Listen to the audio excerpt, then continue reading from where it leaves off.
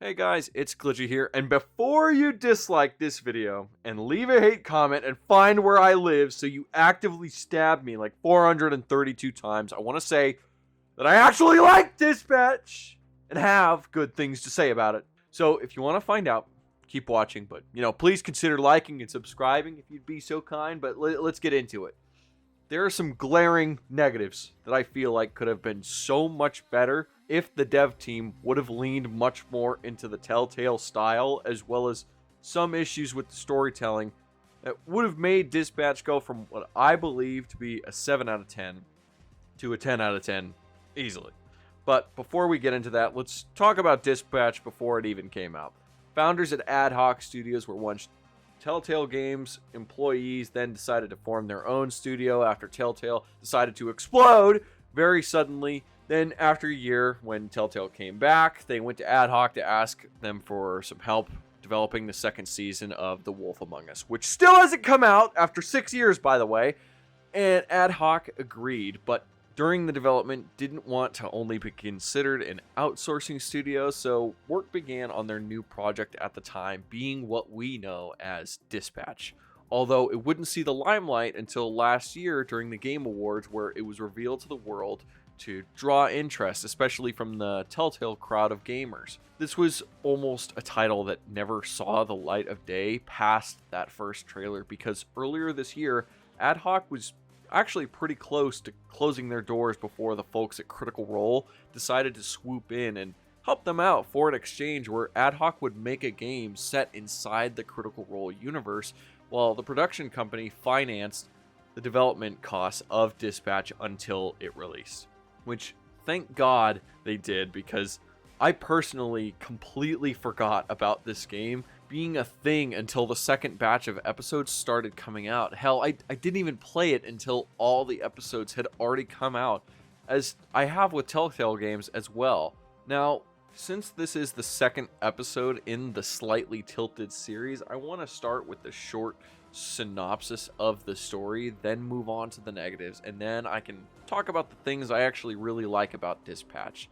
So with that, I want to give a spoiler warning and say, please play through Dispatch and come back and watch this video if you would be so kind, so you'll understand in depth what I'm even talking about, because I'm not going to go into the extreme nitty-gritty. I'm just going to be talking about the biggest story moments. So let's get right into it. Dispatch starts out with the main character being Robert, interrogating what he believes to be a henchman for the location of a villain. He gets the info and heads over to said location, then gets his ass beat by the rest of the henchmen working for said villain named Shroud. Robert is a hero called Mecha Man, and the mech he pilots is powered by an item called the Astral Pulse.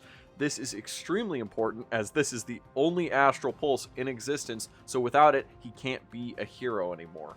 So basically, after he gets his ass beat, he runs away, then the suit explodes, he loses the Astral Pulse in the crash and goes into a coma. When he wakes up, he announces his retirement and then is lost until a hero called Blonde Blazer gives him a proposition to come work for a company called SDN, also known as the Superhero Dispatch Network, where people behind desks take care of telling superheroes where to go to help people, and this is all in exchange for getting help rebuilding his suit as well as a replacement for the Astral Pulse.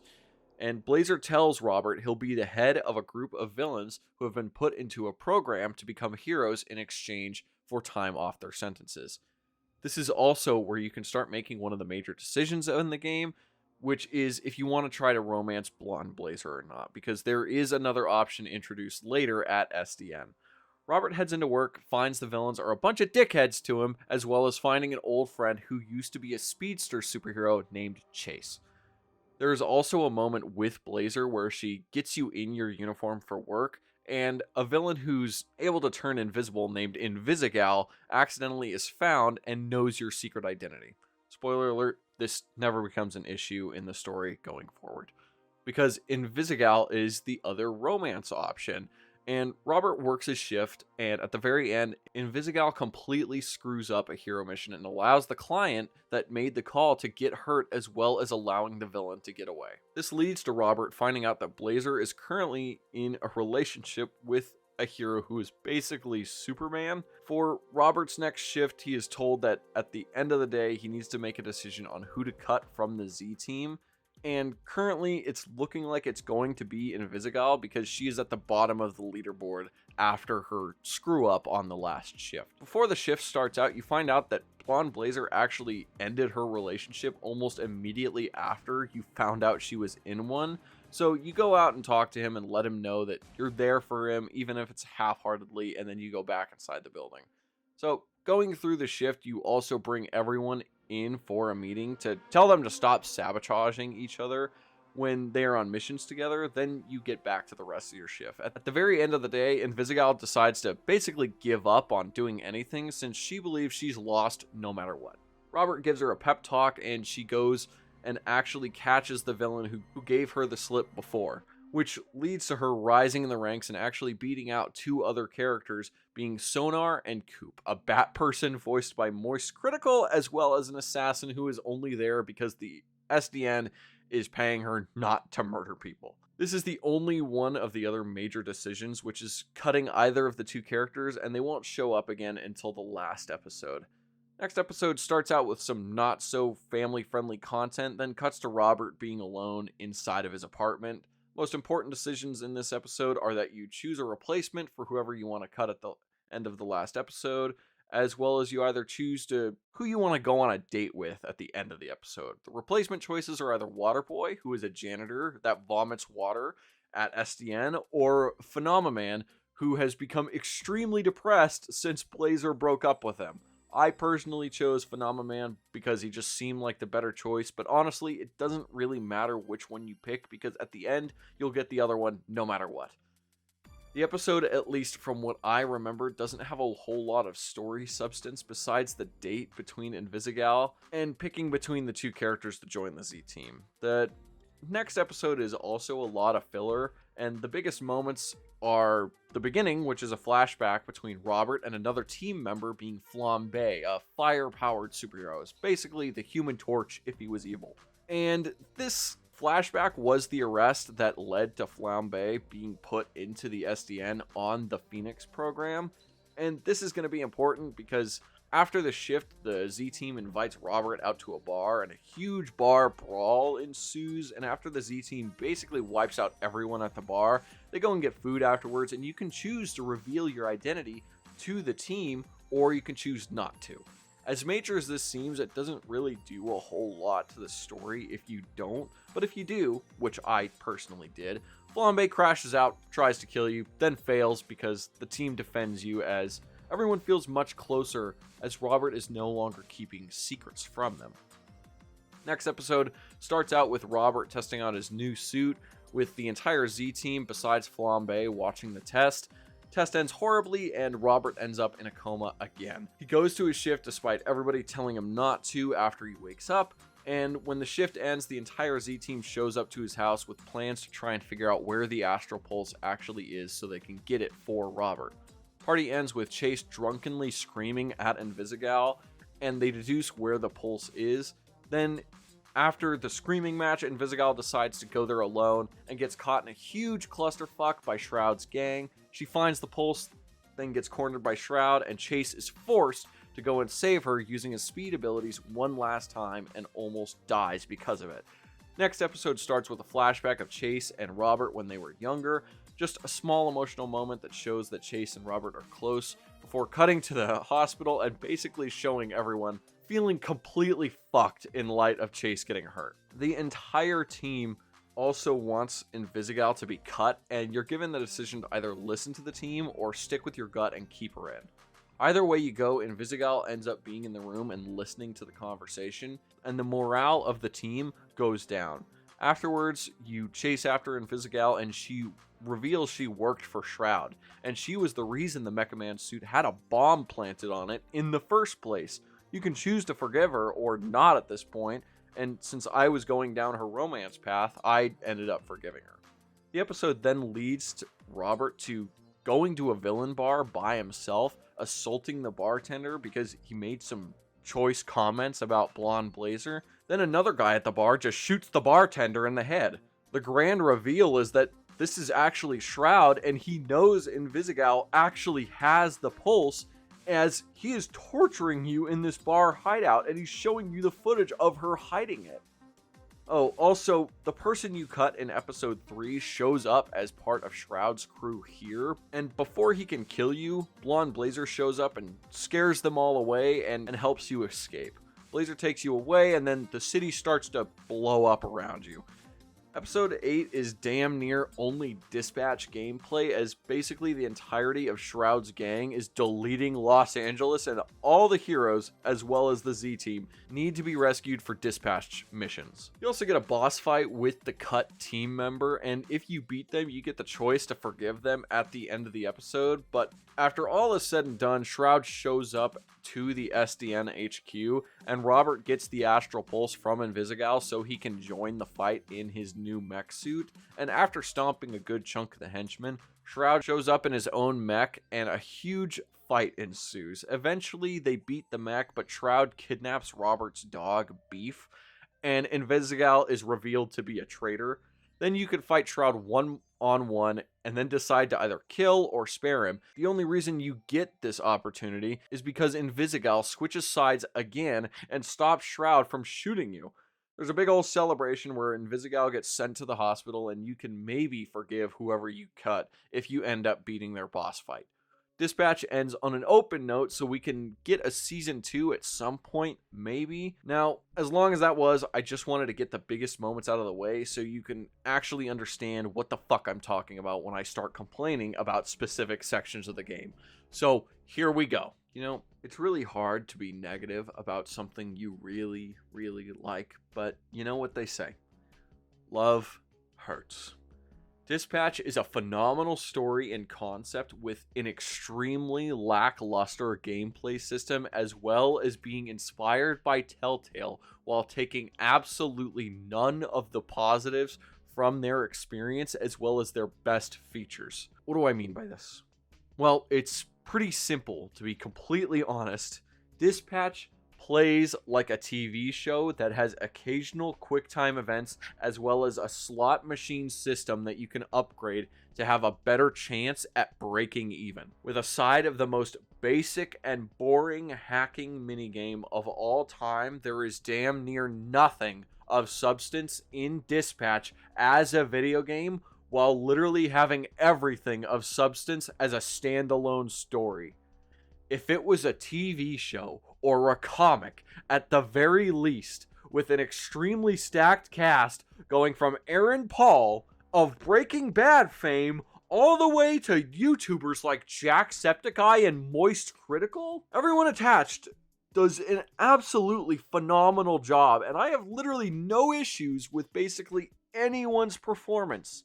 But the game they're attached to simply does not feel like it was made for people to play, because barely any of the time you are spending with the characters feels like gameplay. Most of the time you spend on Dispatch is simply going to be watching cutscenes, as well as making extremely minor decisions in the story besides the actual dispatch sections of the game. My biggest issue is the decisions don't actually feel like they matter.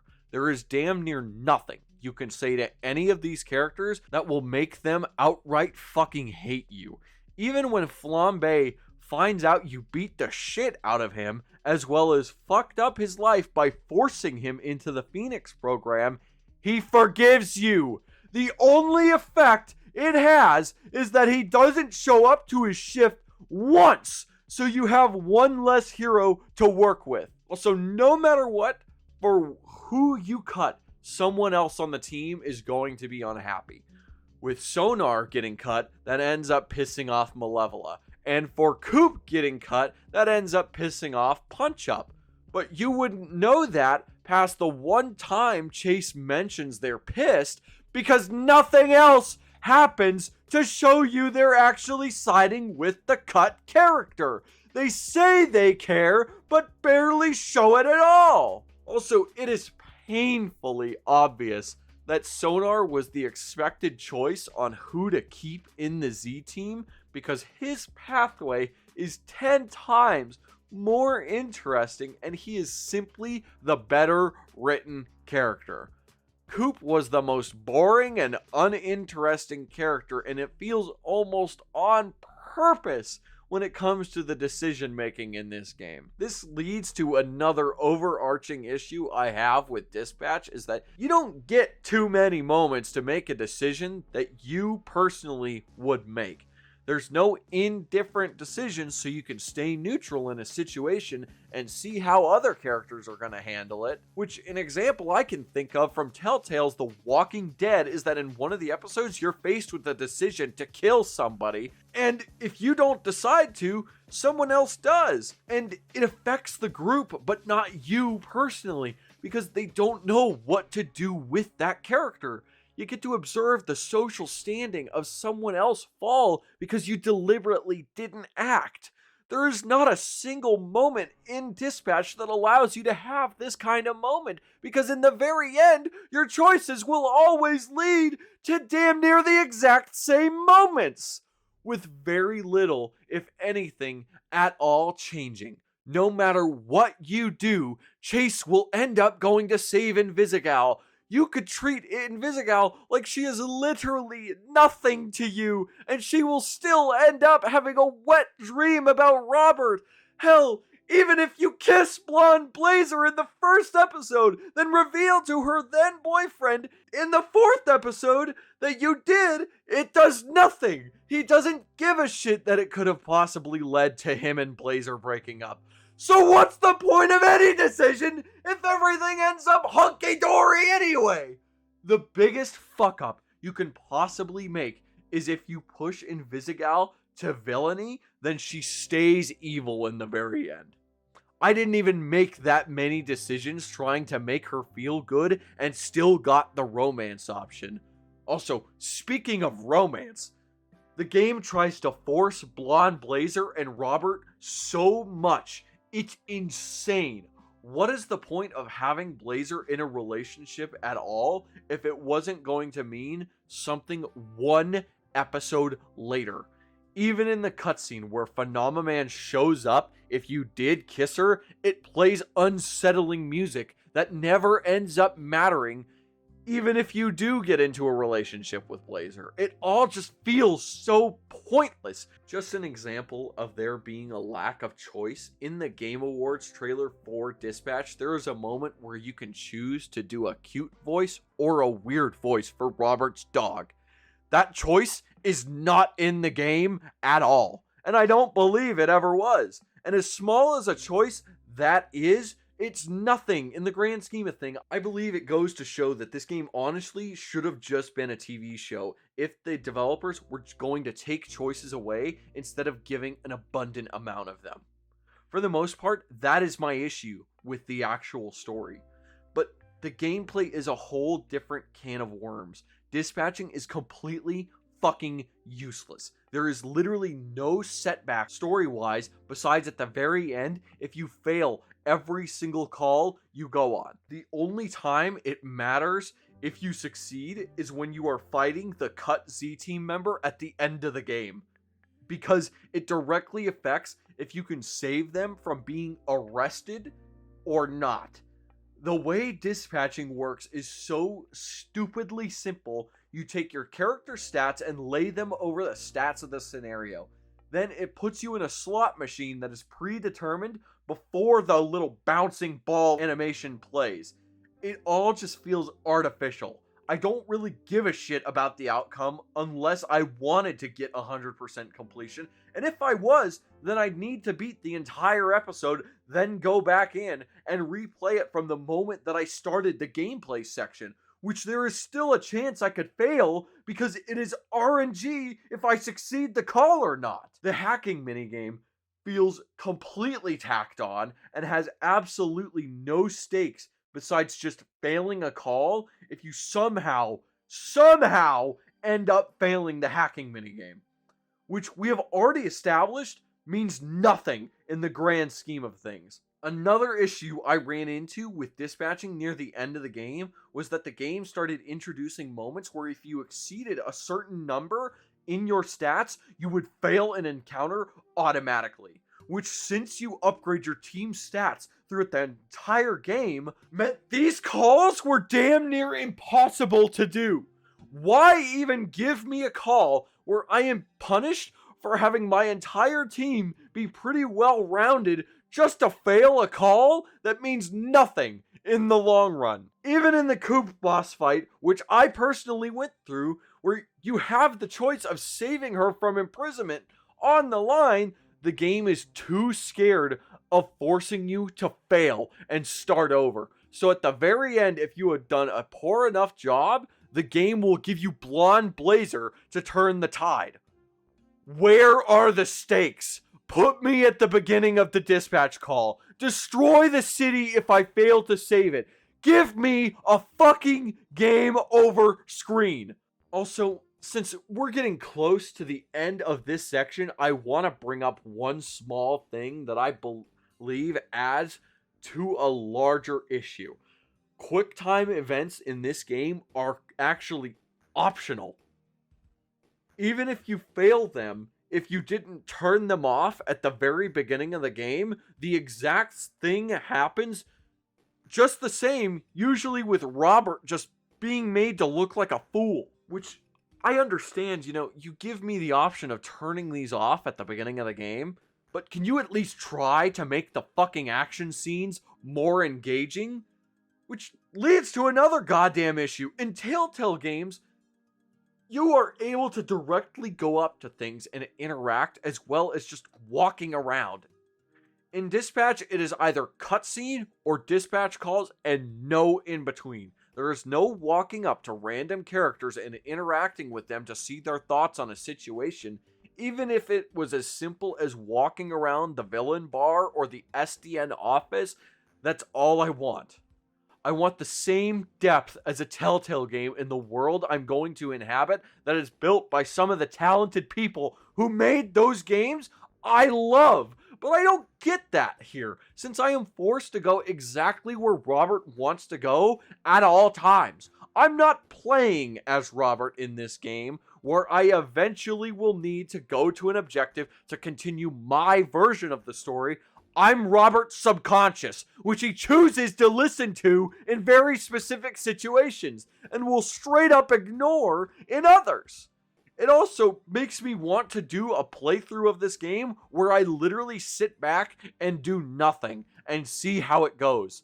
That is how confident I am in my words that nothing you do in this game matters in the slightest. But honestly, I just want to be done bitching about the game at this point. So let me move on to what I actually like about Dispatch.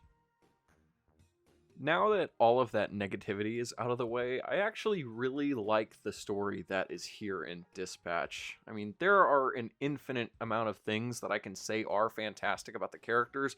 Everyone has their own quirks and are extremely recognizable. This also comes down to the art style being absolutely fantastic and completely unique, which is something Ad Hoc can hold over Telltale. Everything in Dispatch may be inspired by something else, but everything is completely original. Like, some characters are pretty clearly taken from Marvel or DC, but are given their own unique spin that takes an old idea and makes it a brand new thing. Malevola being a clear parallel to Magic from the X-Men, or Sonar clearly being inspired by Man-Bat from Batman's Rogue Gallery. Even Robert gives me some pretty large Demon in a Bottle Iron Man storyline vibes, but this isn't a negative in any way. If anything, it actually added some extra enjoyment for me, because I kept trying to think of what Ad Hoc may have been drawing from, especially for their inspiration, since I'm a huge comic book fan. And if I had to pick a favorite character, it'd pretty easily be Golem, which I thought was just going to be a Groot stand-in, but he's just a chill guy. He doesn't really do much to be a nuisance compared to characters like Flambe or Invisigal. Another thing I liked that I didn't talk about with my negatives in the gameplay is the synergy system between characters, as well as abilities you can earn during the shifts. There are definitely a set of abilities that are better than others, but they add to the kind of role play or what little there is inside of the game and can be a real game changer. And going back to the synergy system, you can get synergies between Invisigal and Golem, Malevola and Sonar, Flambe and Prism, and there's a couple more, but they depend on decisions you make between who you cut as well as who you add. And I want to get into what I like about the story of Dispatch, which a huge part of it is that all of the game is really funny. Almost all of the jokes that are clearly lined up land really, really well, or are set up so far in advance that when the payoff finally comes to you, you didn't even think of it happening until it did. And I also really love the serious moments between characters. Robert finding out Chase had aged because of his powers was kind of shocking for how early it was revealed, as well as the payoff of him running one more time to save Invisigal.